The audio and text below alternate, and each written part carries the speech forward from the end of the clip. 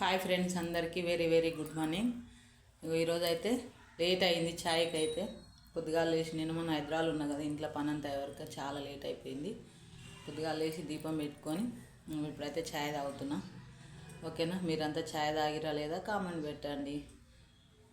ఓకేనా ఫ్రెండ్, మీరంతా ఏమేమి పని చేస్తున్నారు? నాకైతే మళ్ళీ యాసింగ్ పంటకి చేసుకోవాలి అని కరిగట్లయితే దున్నిస్తున్నాం. మీరేం చేస్తున్నారు?